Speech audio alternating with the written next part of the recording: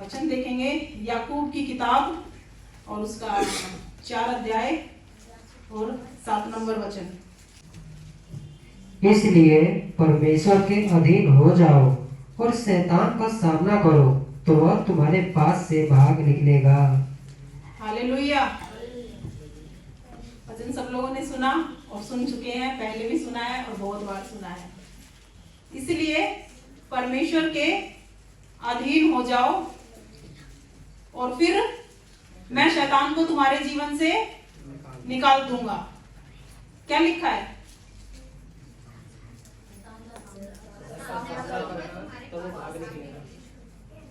वचन कहता है इसलिए परमेश्वर के अधीन हो जाओ और फिर क्या करना है? शैतान का सामना। सामना कौन करेगा? किसको करना है सामना? हमें करना है। लेकिन जब शैतान आता है तो हम क्या करते हैं? प्रभु तू सामना कर। यही कहते हैं ना, प्रभु ये समस्या आ गई, तू इसका समाधान दे, तू लड़, इस बीमारी को मेरे जीवन से हटा। वचन क्या कह रहा है? परमेश्वर के अधीन हो जाओ और शत्रु का सामना करो। हम सामना करने के लिए बनाए गए हैं। शत्रु का सामना हमें करना है। बच नहीं सकते हम अपनी लड़ाई में, हम उससे पीछे नहीं हट सकते कि लड़ाई के अंदर हम हैं और शत्रु जब आया तो सामना भाई तू कर ले। मेरी तरफ से सामना मेरा पति करेगा या मेरी पत्नी करेगी या कोई मेरा अड़ोसी पड़ोसी या मेरे कलीसिया के लोग करेंगे। वचन क्या कह रहा है? परमेश्वर के अधीन हो जाओ और शत्रु का सामना करो। सामना हमें ही करना है, लेकिन कैसे करना है सामना? हम शत्रु का कैसे करेंगे? अच्छा, इसमें लिखा है परमेश्वर के अधीन हो जाओ। अब इस बात का क्या मतलब है कि परमेश्वर के अधीन हो जाओ? परमेश्वर में बने रहो। प्रभु का धन्यवाद हो। परमेश्वर के अधीन होने का मतलब ये, परमेश्वर हमें गुलाम बनाने के लिए नहीं आया कि वो हमें गुलामी में रखना चाहता है, वो हमारा राजा बना रहे और हम गुलाम की तरह उसके कामों को करते रहे। परमेश्वर ऐसी अधीनता हमसे नहीं चाहता। परमेश्वर के अधीन होने का मतलब है कि उसके वचन के अधीन हो जाना। जो उसने अपने वायदे, अपने वचन में लिखा है, जैसा वो हमें देखता है वैसा हम अपने आप को देखें तो हम उसके अधीनता में हैं। किसी डर के मारे नहीं, डरते और कांपते हुए नहीं लिखा कि प्रभु के पास आओ, लिखा हियाव के साथ परमेश्वर के सिंहासन के पास आओ। परमेश्वर के अधीन होने का मतलब है उसके वचन के अधीन हो जाना। जब परमेश्वर ने हमें अपना पवित्र लहू बहाकर धर्मी बना दिया, धर्मी ठहरा दिया, तो फिर हमें क्या करना है? उसके अधीन आ जाना है कि मैं धर्मी हूं। लेकिन कई बार क्या होता है, हम कहते हैं हम पापी हैं, तो क्या हुआ? हम परमेश्वर के अधीन नहीं हुए। क्योंकि वो क्या कहता है? वो कहता है मेरी धार्मिकता से तुम धर्मी बने, अपने कामों से नहीं, अनुग्रह से हमारा उद्धार हुआ। वो अब हमें क्या देखता है? जब प्रभु यीशु मसीह बलिदान हो चुका, उसका पवित्र लहू बहाया जा चुका, तो परमेश्वर अब हमें, जब हम उसके ऊपर विश्वास करते हैं तो हमें एक धर्मी देखता है। और जब हम अपने आप को वो धर्मी देखते हैं तो हम उसके वचन के अधीन हैं और उसके अधीनता में हम हैं। और जब हम वहां से शत्रु का सामना करते हैं, जब हमें नॉलेज हो गई कि अब हम धर्मी हैं, शत्रु आएगा, आपके दिमाग में आपके विचार डालेगा, एक विचार डालेगा, आपके किसी काम को आपके सामने दिखाएगा कि देख तूने ये किया है, तूने ये किया है। और जब हम उसके साथ कि हाँ ये तो मैंने किया है, जब हम सहमति में आते हैं तो हम परमेश्वर की अधीनता से फिर बाहर आ जाते हैं। जब परमेश्वर ने हमें धर्मी बनाया, अपना लहू देकर परमेश्वर कहता है अब तू धर्मी है, ठहरा दिया गया। और जब हम अपने आप को धर्मी बोलते हैं तो परमेश्वर खुश होता है, क्योंकि उसने कीमत चुकाई है। उसने वो कीमत चुकाई हमें धर्मी बनाने के लिए। और जब हम उसी अधिकार में और उसी जगह पे हम अपने आप को देखते हैं तो परमेश्वर प्रसन्न होता है। और जब हम वहां से शत्रु का सामना करते हैं, जब शत्रु कुछ लेकर आता है, जब हम वहां से सामना करते हैं कि सुन, प्रभु यीशु मसीह के लहू के द्वारा मैं धर्मी बन चुका हूं, तो शैतान क्या लिखा है? वो तुम्हारे पास से भाग जाएगा, क्योंकि आपको वचन की जानकारी हो गई है कि आप क्या हैं। परमेश्वर ने जो हमें बनाया है ना, प्रभु यीशु मसीह के कुर्बानी के द्वारा, परमेश्वर हमें वो ही देखता है। और जरूरी है कि हम भी अपने आप को वैसा ही देखें जैसा वचन हमें कहता है। अपनी बुद्धि के साथ हम नहीं चल सकते, इसीलिए वचन को महत्व दिया गया है। बार बार हम हर संडे आपको सिखाया जाता है कि परमेश्वर का वचन, परमेश्वर का वचन, परमेश्वर का वचन। इसीलिए वचन को अहमियत दी गई है कि हम वचन के अनुसार अपने आप को देखें कि वचन हमें क्या कहता है, वचन ने परमेश्वर ने हमें क्या बना दिया है, अब हम कहां से अधिकार में चल सकते हैं। परमेश्वर का वचन कहता है मेरे कोड़े खाने से तू चंगा हो चुका है। शत्रु आएगा, आपको आपकी समस्या दिखाएगा, आपको आपकी बीमारी दिखाएगा। अगर आप उसको देखेंगे तो फिर परमेश्वर के आप अधीनता में नहीं है। अधीन कब है परमेश्वर के? जब आप उसके वचन से सहमत हो, जब आपको पता चल गया कि उसके कोड़े खाने से तो मैं चंगा हो चुका हूं, अब शत्रु आया बीमारी दिखाने, आप वहां उस अधिकार से उसको डांटेंगे तो वो भाग जाएगा। जब आप वहां से उस जगह से डांटेंगे कि मेरे परमेश्वर ने कोड़े खाकर मुझे चंगा कर दिया है, तेरा बीमारी मुझ पर अधिकार नहीं रहा, वो चली जाएगी। जब आप उसको वहां से डांटेंगे। यदि आप संदेह में रहेंगे कि पता नहीं, अभी तो बीमारी दिख तो रही है, शरीर में भी महसूस हो रही है, लेकिन विश्वास के लोग क्या लिखा है कि देख कर नहीं, किससे चलते हैं? विश्वास से चलते हैं। प्रभु के लोग जो होते हैं वो देखी हुई चीजों पे विश्वास नहीं करते, वो किस पे करते हैं? अनदेखी चीजों पे। हम अगर देख के चलने लगेंगे तो फिर दिखता तो हमें सब कुछ है, लेकिन हम देख के नहीं चलते, हम क्या चलते हैं? विश्वास से चलते हैं। इसीलिए प्रभु के वचन को सिखाया जाता है, परमेश्वर के वचन की आपको जानकारी दी जाती है कि आपके पाप मिटाए गए हैं, उसके कोड़े खाने से आपकी बीमारी आपसे दूर की गई है, आपके श्राप उठा लिए गए हैं।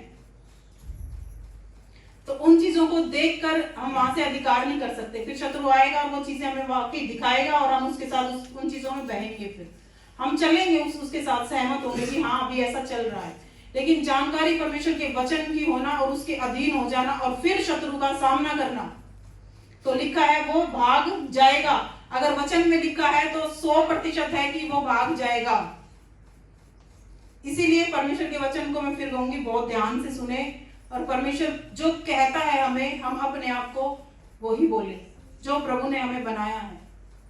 पापों में हम थे, बीमारियों में थे, उसने अपना लहू बहाकर हमें वहां से निकाला है। अब उसने हमें अपना पुत्र और पुत्री, बेटा और बेटी होने का अधिकार दिया है। अब हम अपने आप को कोई तुच्छ मनुष्य नहीं समझ के चल सकते कि हम ये हैं। परमेश्वर कहता है, परमेश्वर ने हमें याजकों का समाज बना दिया है। तो इसलिए वचन के अनुसार अपने आप को देखें कि परमेश्वर का वचन मुझे अब क्या कहता है। परमेश्वर इस बात से प्रसन्न होता है जब हम उसके वचन के अनुसार अपनी भाषा को बोलते हैं। परमेश्वर खुश होता है जब हम वचन जैसा कहता है वैसा ही हम अपने मुंह से बोलते हैं कि हाँ प्रभु मैं यही हूँ, हाँ प्रभु मैं धर्मी हूँ, क्योंकि तूने लहू बहाकर मुझे धर्मी बनाया, मेरे कामों से नहीं, तेरे बलिदान के द्वारा मैं धर्मी बना। और जब हम इस तरीके से बोलते हैं और प्रार्थना करते हैं, परमेश्वर के सामने आते हैं, परमेश्वर प्रसन्न होता है कि मैंने इसको जो बनाया ये वही बोल रहा है। परमेश्वर ने हमें अधिकार करने के लिए बनाया। उत्पत्ति में हमने शायद पिछले संडे भी सुना था, परमेश्वर ने मनुष्य को अपने स्वरूप और अपनी समानता के अनुसार बनाया। परमेश्वर क्या करता है? परमेश्वर अधिकार में चलता है, परमेश्वर की अथॉरिटी चलती है। यीशु मसीह जब जा रहे थे, दुष्ट आत्माएं कह रही ये यीशु कहां से आ गया, इसका हमें इससे क्या काम? उसका जाना ही उसका अधिकार था। प्रभु ने कुछ बोला भी नहीं था वहां पे, लेकिन जहां यीशु है वहां अधिकार है, जहां प्रभु यीशु मसीह है वहां पर अधिकार है। और वो अधिकार प्रभु यीशु मसीह ने हमें दिया है। जहां पर हम हैं, हर परिस्थिति के ऊपर हमारा अधिकार है। और उन्हीं अधिकारों को हर संडे हम आप लोगों को सिखाते हैं कि आपके पास क्या क्या अधिकार है। फिर आप शत्रु के जो जाल को फैलाता है ना, आप उसके अंदर फंस नहीं सकते, फिर आप नहीं फंसेंगे। आपको पता है आप किस अधिकार में चलते हैं। समझ रहे? एक राजा होता है, राजा राज्य करता है, फिर उसका बेटा हो जाता है, वो राज्य करने लगता है। प्रजा ये नहीं कह सकती कि हम बेटे को स्वीकार नहीं करते। उसको पता है ये इसके बाप का, इसके पास अधिकार है, ये राजा का बेटा है, इसके पास अधिकार है, वही अधिकार है जो राजा के पास है। और शत्रु तो जानता है कि ये किसका बेटा है, किसकी बेटी है।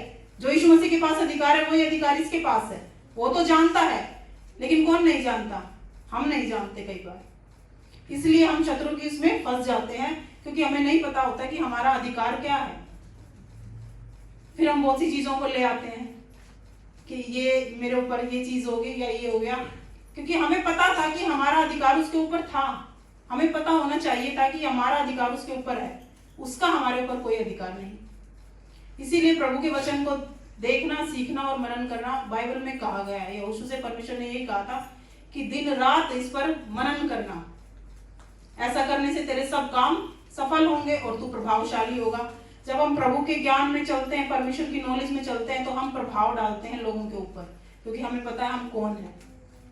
तो जिस भी हम नेगेटिव चीज में जाएंगे फिर हमारा प्रभाव वहां पे होगा, क्योंकि हमें पता है हम कौन है, कौन सी अनॉइंटिंग हमारे साथ चल रही है। इस बात का हमें पता होना बहुत जरूरी है। आइए एक वचन देखते हैं, यिर्मयाह की किताब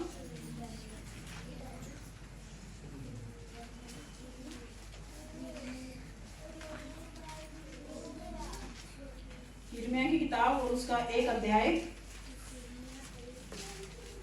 और 4 नंबर वचन से पढ़ेंगे।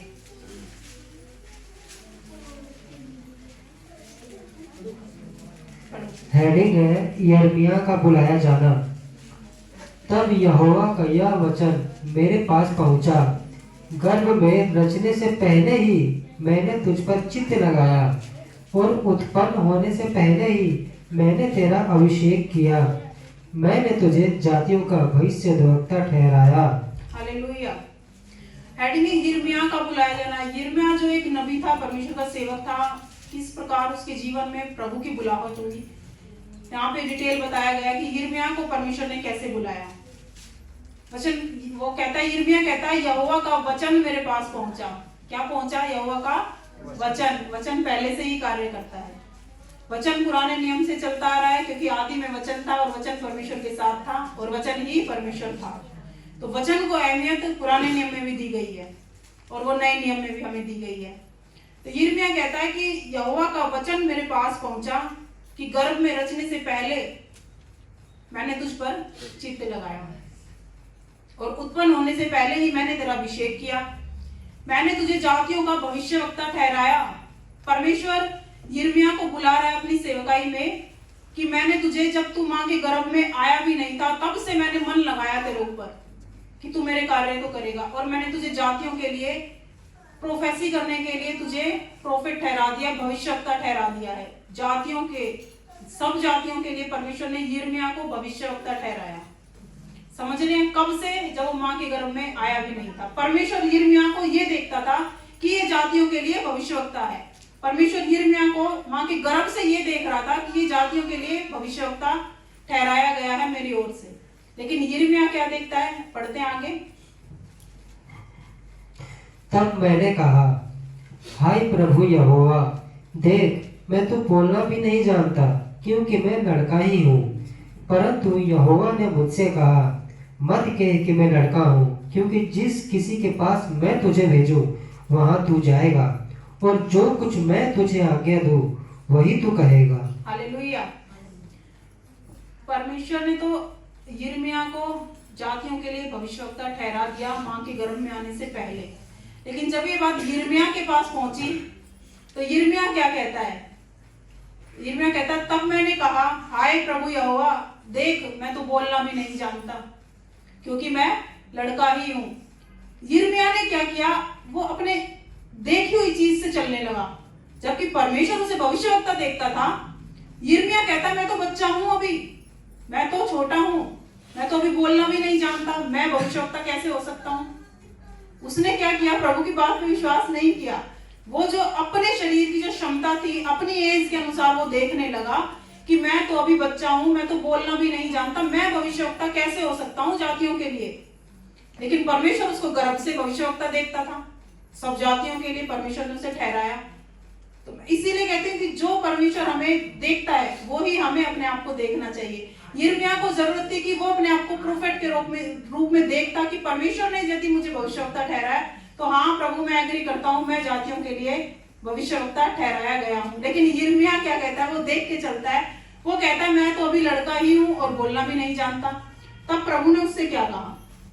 तब यहोवा ने मुझसे कहा, मत कह कि मैं लड़का हूं। प्रभु ने उससे क्या कहा? ये मत बोल कि मैं बच्चा हूं, ऐसे मत बोल। तब यहोवा ने मुझसे कहा, मत कह कि मैं लड़का ही हूं, क्योंकि जिस किसी के पास मैं तुझे भेजूं वहां तू जाएगा और जो कुछ मैं तुझे कहूं वही तू कहेगा। ये परमेश्वर की सामर्थ्य थी, ताकत तो परमेश्वर की थी, लेकिन यिर्मयाह अपने आप को देखने लगा वहां पे। उसने ये नहीं देखा कि जब प्रभु कह रहा है तो मैं चाहे लड़का ही हूँ, मैं सब जातियों के लिए भविष्यवक्ता ठहराया गया हूँ, क्योंकि सामर्थ तो परमेश्वर की कार्य करती है। यिर्मयाह का शरीर या उसकी एज थोड़ी कार्य करना था वहां पे उसने, लेकिन यिर्मयाह ने अपने आप को वो नहीं देखा जो परमेश्वर उसे देखता था। तब प्रभु ने उसको समझाया कि ऐसे मत कह कि मैं लड़का ही हूँ, मैं छोटा बच्चा हूँ। कई बार हमारे साथ भी ऐसा होता है, परमेश्वर हमें देखता है जब वो हमें चंगा देखता है कि मेरे कोड़े खाने से चंगा हो चुका है, और हम क्या देखते हैं, हम तो कहते हैं प्रभु अभी तो हम बीमार हैं। जो प्रभु हमें देख रहा है हम वैसा नहीं देखते, उसके अधीन हम नहीं हुए तो शत्रु भागता नहीं है। फिर हम कहते हैं कि मैं तो विश्वास भी करता हूँ, अब फिर बीमारी जा नहीं रही, समस्या जा नहीं रही। लेकिन विश्वास करना एक अलग है, लेकिन जो परमेश्वर ने हमें ठहरा है उसके अकॉर्डिंग अपने आप को देखना एक अलग चीज है। ये विश्वास के लोग इस कार्य को करते हैं कि जो प्रभु मुझे देखता है मैं अपने आप को वैसा ही जानूं, मैं अपने आप को वैसा ही देखूं। परमेश्वर ने अब हमें अधिकार दिया है कि तुम जाओ सारे जगत में परमेश्वर का सुसमाचार प्रचार करो, सब जातियों को मेरे लिए चेला बनाओ, उन्हें बपतिस्मा दो। लेकिन हम कहते हैं प्रभु हम कहाँ जा पाएंगे, हम तो एक शहर से दूसरे शहर में बस ज्यादा से ज्यादा। प्रभु कहता है तुम सारे जगत में जाओ। प्रभु तो हमें ऐसा देखता है ना, उसने तो हमारे अंदर वो क्षमता वो योग्यता डाल दी कि हम उस कार्य को कर सकते हैं। लेकिन जब हम अपने आप को देखने लगते हैं प्रभु के वचन से हटकर, तो फिर हम अपने शरीर के अनुसार चलने लगते हैं, और फिर जब हम उसके अधीन नहीं हुए तो फिर शत्रु का सामना नहीं कर पाते। सामना नहीं करते तो शत्रु फिर भागता नहीं है। हालेलुया। लेकिन प्रभु ने उससे कहा कि परमेश्वर उसको समझाना चाह रहा था कि यिर्मयाह सामर्थ तेरी नहीं है मेरी है, जहां कहीं मैं तुझे भेजूंगा वहां तू जाएगा, और जो मैं कहूंगा वो तुझे बोलना है। अब वो हम भी आज वही करते हैं, हमें क्या पता मैं क्या हूँ, जो परमेश्वर हमें कहता है, जो परमेश्वर ने हमें बताया हम वही बोलते हैं, वैसा ही तो हम देखते हैं। परमेश्वर कहता है तू धर्मी है तो हम धर्मी है, प्रभु कहता है तू मेरा बेटा है तो हम उसके बेटे हैं, पर प्रभु कहता है तू मेरी बेटी है तो हम उसकी बेटी है। प्रभु कहता है मेरे कोड़े खाने से चंगे हो चुके तो हम चंगे हो चुके हैं। वैसा ही हम अपने आप को देखें तो परमेश्वर उसी चीज से प्रसन्न होता है और शत्रु उस चीज से घबराता है जो परमेश्वर ने हमें बना दिया। जब हम अपने आप में वैसा देखने लगते हैं और उस अधिकार में जब हम चलने लगते हैं, फिर शत्रु घबराता है। फिर शत्रु जानता है कि ये अपने अधिकार को समझ गया, अपनी सही पोजीशन को ये समझ गया कि ये परमेश्वर में क्या बनाया गया है। हालेलुया। आगे पढ़ते हैं। तू उनके मुख को देखकर मत डर, क्योंकि तुझे छुड़ाने के लिए मैं तेरे साथ हूँ, यहोवा की यही वाणी है। तब यहोवा ने हाथ बढ़ाकर मेरे मुंह को छुआ, और यहोवा ने मुझसे कहा, देख मैंने अपने वचन तेरे मुंह में डाल दिए हैं। सुन, मैंने आज के दिन तुझे जातियों और राज्यों पर अधिकारी ठहराया है, उन्हें गिराने और ढहा देने के लिए, नष्ट करने और काट डालने के लिए, या उन्हें बनाने और रोकने के लिए। हालेलुया। परमेश्वर ने यिर्मयाह से कहा कि तू जहां मैं तुझे भेजूंगा वहां तू जाएगा, और जो मैं तुझे कहूंगा वो तुझे बोलना होगा, और जो तेरे सामने होंगे उनका मुख देखकर तुझे घबराना नहीं है। चाहे तेरे सामने कोई हो, कितनी बड़ी सेना हो, कितने ही लोग हो, लेकिन तुझे घबराना नहीं है, क्योंकि छुड़ाने के लिए मैं तेरे साथ हूँ। यिर्मयाह की कोई ताकत, हमारी भी कोई ताकत कोई सामर्थ्य नहीं है, लेकिन छुड़ाने वाला जो अगर वो हमारे साथ है तो फिर विरोध में कोई नहीं आ सकता। इसलिए परमेश्वर ने यिर्मयाह को बुलाया और उसको समझाया, सिखाया कि जैसा मैं तुझे देखता हूँ तो अपने आप को वैसा ही देख। और 9 नंबर में कहता, तब यहोवा ने हाथ बढ़ाकर मेरे मुंह को छुआ, और यहोवा ने मुझसे कहा, देख मैंने अपने वचन तेरे मुंह में डाल दिए हैं। क्या डाला परमेश्वर ने यिर्मयाह के मुंह में? वचन। जब उसको जातियों के लिए भविष्यवक्ता ठहराया, यिर्मयाह इनकार कर रहा था कि मैं इस कार्य को नहीं कर सकता क्योंकि मैं बच्चा हूं, मैं लड़का हूं। तब परमेश्वर ने उसे समझाया कि देख मैं अपने वचन तेरे मुंह में डालता हूं। नहीं लिखा कि मैं अपनी सामर्थ्य तेरे अंदर डाल देता हूं, मैं अपनी ताकत, अपना अधिकार तेरे अंदर डाल देता हूं, लेकिन लिखा है कि परमेश्वर ने उसके मुंह को छुआ और उसके वचन, परमेश्वर ने अपने वचन यिर्मयाह के मुंह में डाल दिए। तो वचन की इंपॉर्टेंस फिर हम यहाँ पर भी देखते हैं कि परमेश्वर के वचन यिर्मयाह के मुंह में, परमेश्वर ने वचन ही क्यों डाले? वरना परमेश्वर कह सकता था मैं अपनी शक्ति तुझे दे देता हूँ, जहां तू जाएगा जो तू करेगा वो हो जाएगा। लेकिन नींव क्या है हमारी? परमेश्वर का वचन। इसीलिए फिर यहाँ परमेश्वर ने कहा कि मैं अपने वचन तेरे मुंह में डाल देता हूँ। सुन, मैंने आज के दिन से तुझे जातियों और राज्यों पर अधिकारी ठहराया है। जब परमेश्वर ने यिर्मयाह के मुंह में अपने वचन डाल दिए तो परमेश्वर कहता आज के दिन से अब तू जातियों के ऊपर अधिकार करेगा। तो जिस दिन परमेश्वर का वचन हमारे मुंह में आ जाता है, हम अधिकार में चलने लगते हैं। समझ रहे? परमेश्वर ने यिर्मयाह के मुंह में जब वचन डाल दिए और कहा आज के दिन से, जब वचन डाल दिए गए, आज के दिन से मैंने तुझे जातियों के ऊपर अब अधिकारी बना दिया। और किस लिए? जातियों और राज्यों पर अधिकारी ठहराया है, उन्हें गिराने और ढा देने के लिए और नष्ट करने और काट डालने के लिए या उन्हें बनाने और रोपने के लिए। कितनी गहराई इस वचन में है। परमेश्वर ने जब यिर्मयाह के मुंह में अपने वचन डाले, परमेश्वर ने कहा कि अब तू लोगों के ऊपर अधिकार में चलेगा। जब मेरा वचन तेरे मुंह में आ गया तो अब तू उस अधिकार में चल सकेगा और उनको गिरा भी सकेगा, उनको ढा भी सकेगा, नष्ट भी कर सकेगा और काट भी सकेगा। किसके द्वारा? परमेश्वर के वचन के द्वारा। या उनको बना भी सकेगा और उनको रोक भी सकेगा। परमेश्वर के वचन में इतनी ताकत है कि जब उसके वचन अगर हमारे मुंह में है तो हम शत्रु की हर एक योजना को नष्ट कर सकते हैं, काट सकते हैं, कैंसिल कर सकते हैं। यरीहो की जैसे दीवार थी, उन दीवारों जैसे पहाड़ों को हम ढा सकते हैं परमेश्वर के वचन के द्वारा, जब उसके वचन हमारे मुंह में है। या फिर हम किसी के या अपने जीवन को बना सकते हैं, रोप सकते हैं। जो उजड़ चुके हैं, हम अपने वचन, अपने परमेश्वर के वचन के द्वारा अपने मुंह से उन्हें आशीष देते हैं, या अपने जीवन के ऊपर जब हम आशीष को बोलते हैं तो हम अपने जीवन को बना भी सकते हैं। परमेश्वर ने इस वचन से हमें सिखाया है।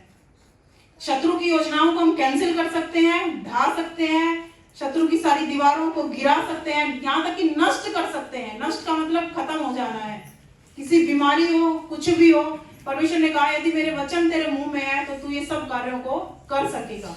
लेकिन किसके द्वारा? उसके वचन के द्वारा। और वही शैतान चाहता है कि वो किसी चीज से नहीं घबराता, वो इस चीज से घबराता है कि परमेश्वर का वचन इसके मुंह में ना हो।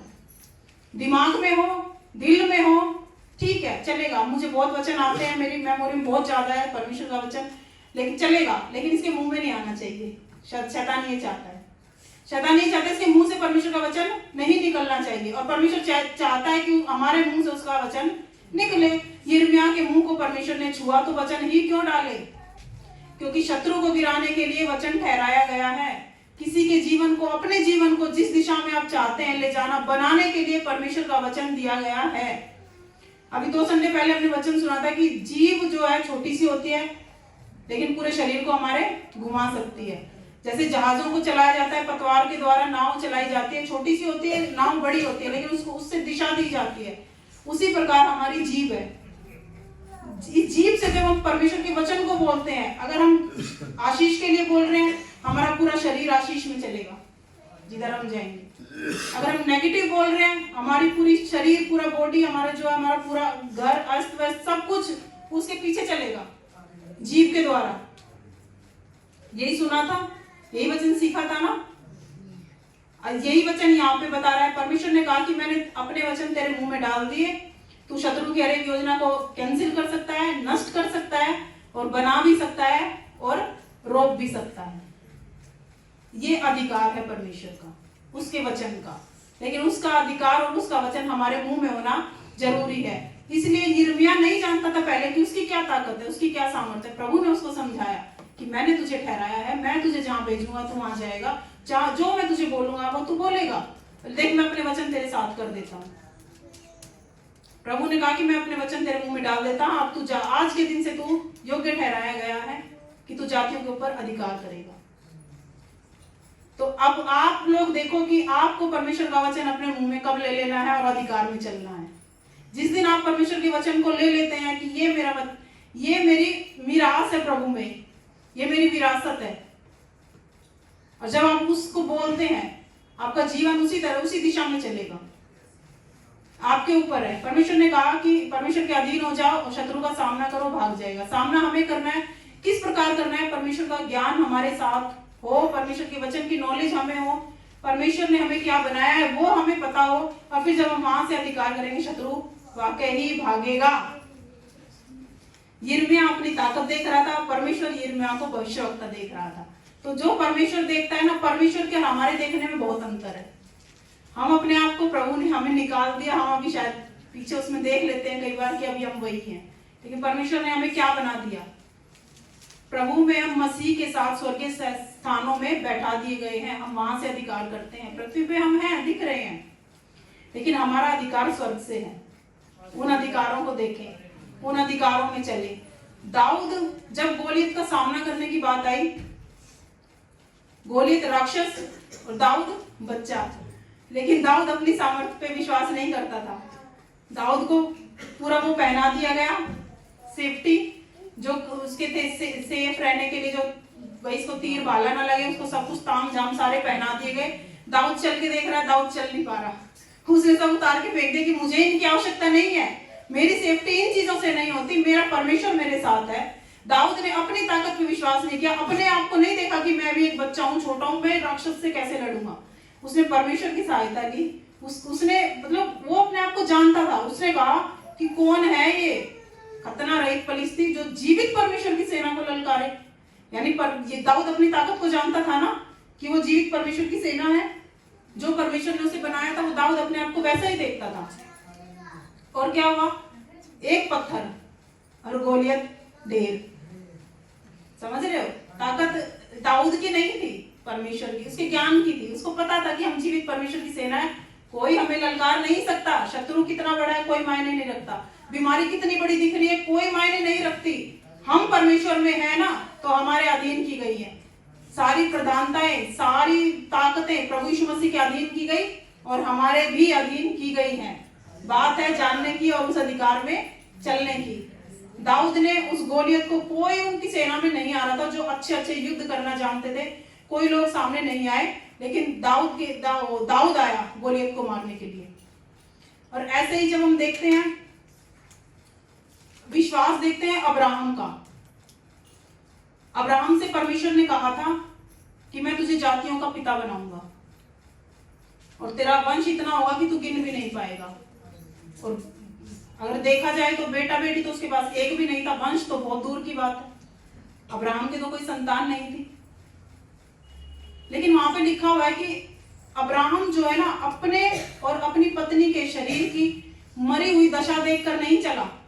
उसने ये नहीं देखा मेरी पत्नी 90 साल की हो चुकी है और मैं 100 साल का होने वाला हूँ, कि हमारी शरीर की दशा क्या है, हमारी परिस्थितियां मर चुकी है, हमारे शरीर के अंग उस कार्य में नहीं है कि हम इस उम्र में माता पिता बन सके।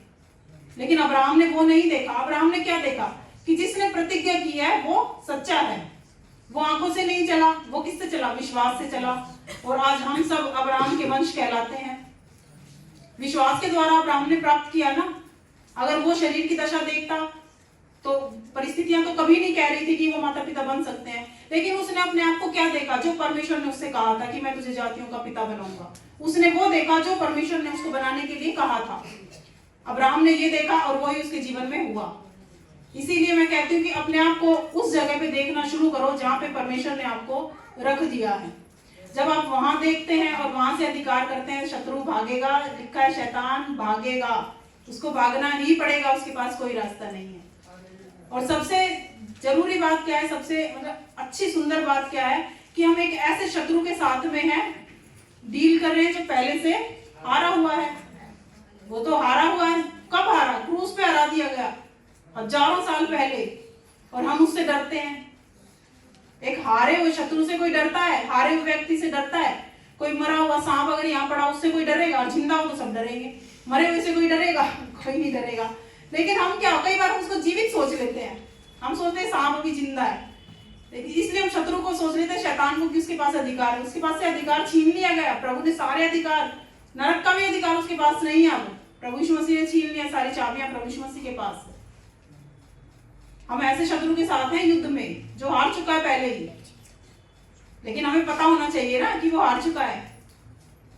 हम कई बार हमें पता नहीं होता, हम सोचते शत्रु हमारे पर हावी ना हो जाए ये चीज, लेकिन हमें जानकारी रखना जरूरी है कि शत्रु हमारा जो हारा हुआ है, प्रभु यीशु मसीह ने उसको हरा दिया।